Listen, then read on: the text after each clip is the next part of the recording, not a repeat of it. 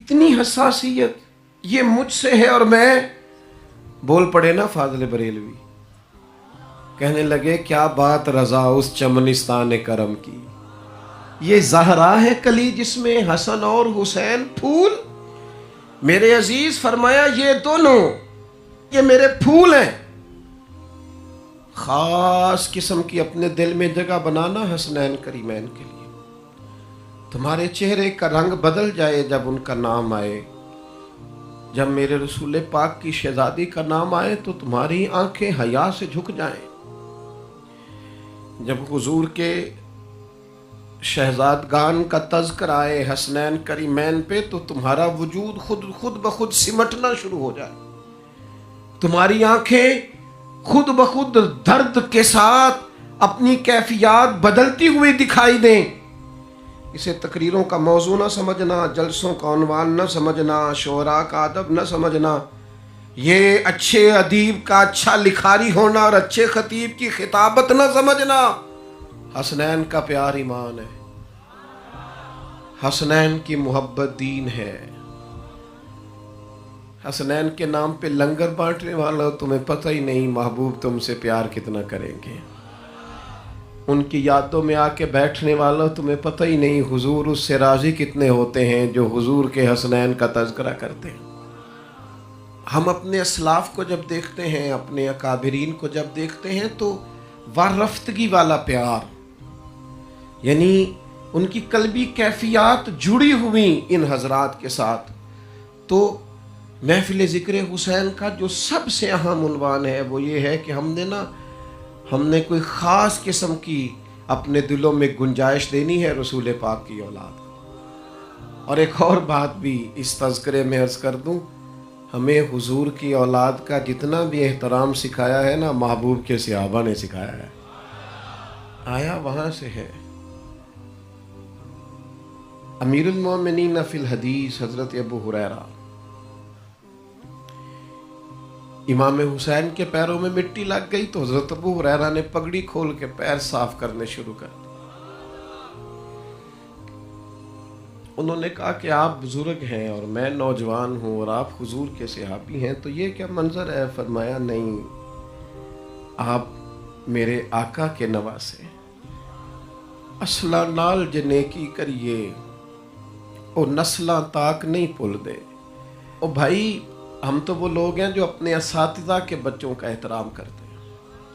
جن گھروں سے نمک کھایا ہے نا، انہوں نے 2 لفظ پڑھنے لکھنے بولنے سکھائے ہیں، دل کرتا ہے ان کی اولاد کا، ان کی پوتوں کا، ان کے. ہم تو اپنے مرشدان گرامی کی اولادیں آئیں تو کوشش کرتے ہیں کہ ذرا تھوڑا سا استقبال کا رنگ بدلے. محسنوں کی اولاد ہے تو جب ہم اپنے محسنوں کی اولاد کا اتنا قدر کرتے ہیں تو جو رسول پاک کی اولاد ہے، جو نبی پاک علیہ السلام کی اولاد ہے، اس لیے ان کو کبھی بھی تقریروں کا عنوان یا خطبوں کا عنوان سمجھ کر نہیں، روایتی محفلیں نہیں، اس میں خاص ذوق ہو، خاص درد ہو، اس کے اندر آپ کی کیفیات کا رنگ تھوڑا انوکھا ہو، آپ کے جذبات محبت تھوڑے انفرادی ہوں. نہیں، آپ محسوس کریں کہ آپ کے وجود پر بجلیاں دوڑتی ہیں جب ان پاک باز لوگوں کا نام لیا جاتا ہے، جب ان کے تذکرے کیے جاتے ہیں، جب ان کے لیے کوئی جملہ بولا جاتا ہے. تو میں آپ کی خدمت میں پہلی بات تو یہ عرض کروں گا کہ خاص محبت حسنین کے ساتھ. اور پھر یہ کہ آخر ہم نے ان سے سیکھنا بھی تو ہے نا. آخر ہم نے زندگی کے شب و روز میں انہیں اپنا مقتدا بھی تو مانا ہے نا. حضور نے فرمایا 2 چیزیں چھوڑ کے جا رہا ہوں، تھامے رہو گے تو گمراہی قریب نہیں آئے گی. ایک کتاب چھوڑ کے جا رہا ہوں اللہ کی، اور ایک اپنا خاندان چھوڑ کے جا رہا ہوں. ایک چیز بڑی مشکل ہے پر بڑی ضروری ہے، بڑی اہم ہے لیکن تھوڑی کٹھن ہے. وہ کیا ہے؟ وہ صبر ہے. صبر ایک نہایت مشکل کام ہے. خود قرآن نے کہا وَاسْتَعِينُوا بِالصَّبْرِ وَالصَّلَاةِ وَإِنَّهَا لَكَبِيرَةٌ إِلَّا عَلَى الْخَاشِعِينَ. صبر اور نماز سے مدد لینا پر ہے یہ مشکل، لیکن جو رب سے ڈرے اس کے لیے مشکل نہیں ہے. مشکل صبر اور نماز. لیکن تمہیں ملے گا کیا اگر تم صبر اور نماز سے مدد لو گے؟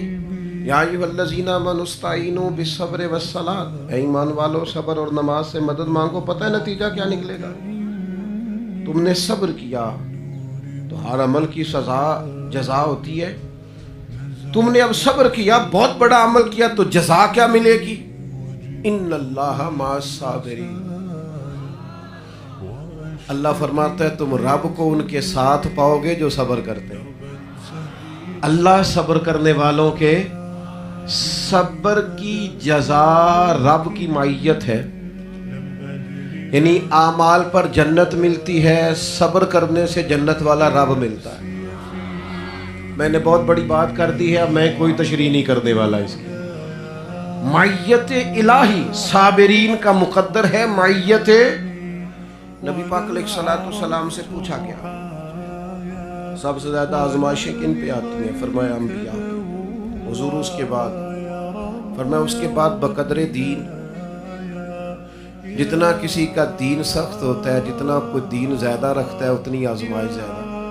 حضور علیہ الصلوۃ والسلام نے فرمایا جیسے جیسے کسی شخص کا مرتبہ دین میں، جیسے جیسے کسی کا مقام دین میں، ویسے ویسے اس کی آزمائشیں آ جاتی ہیں، انسان پر آ جاتی ہیں۔ اب سمجھنے کی بات یہ ہے کہ یہ آزمائش کیا ہے؟ حضرت مولا علی شیر خدا رضی اللہ تعالیٰ عنہ فرماتے ہیں یہ جو صبر ہے نا، یہ ایسی سواری ہے جس سواری کو کبھی ٹھوکر نہیں لگتی۔ اس سواری پہ جو لوگ سوار ہو جاتے ہیں ٹھوکر نہیں لگتی، مطلب کیا ہے کہ یہ لوگ سیدھے صراط مستقیم پہ سفر کرتے کرتے اپنے رب کی بارگاہ میں حاضر ہو جاتے ہیں۔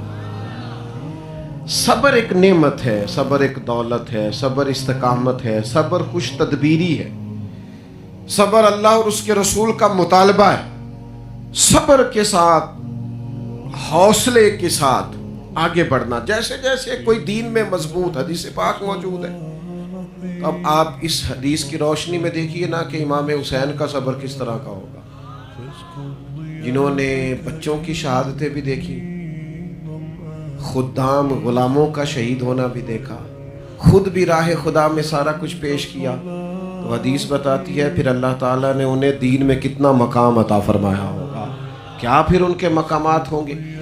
صبر آپ کو سیکھنا ہے، اور حضور کی اولاد پاک کی زندگی سے، اسوہ نور سے جو چیز سب سے زیادہ ملتی ہے وہ صبر ہے۔ میں آپ کی خدمت میں ایک بات عرض کروں، آزمائشیں جتنی زیادہ سخت آتی جاتی ہیں انسان کو اتنا زیادہ مضبوط کرتی جاتی ہیں۔ میرے والد صاحب ایک مثال دیا کرتے تھے، کہتے تھے کسی نے نا پتھر سے پوچھا کہ تو گول کیوں ہے؟ اس نے کہا لوگوں نے ٹھوکریں بڑی ماری ہیں، کسی نے ادھر سے ماری، کسی نے ادھر سے ماری، تو کھا کھا کے نا تو میں پھر سارے کا سارا گول ہو گیا، سخت ہو گیا، ٹھوکریں جو بڑی لگی۔ ٹھوکر لگتی ہے تو انسان ہم نا تھوڑی آسودہ زندگی کے قائل ہو گئے، مشکلات کے قائل نہیں۔ ہمارے اسلاف فرمایا کرتے تھے جس کے استاد اسے مشکل میں رکھیں اور جس کے پیر اسے مشکل سے مشکل کام بتائیں، معنی یہ ہے کہ بڑے سے بڑا درجہ دینا چاہتے ہیں، اس سے کچھ کام لینا چاہتے ہیں۔ لیکن چونکہ ہماری سوسائٹی میں، ماحول میں ایک طبیعت لوگوں کی بن گئی ہے کہ وہ ذرا سی مشکل پر گھبراتے ہیں، ہاتھ پیر پھولنے لگتے ہیں، تکلیف نہیں سہ سکتے۔ انتظار، ٹھہراؤ، بردباری، صبر، یہ لوگوں کی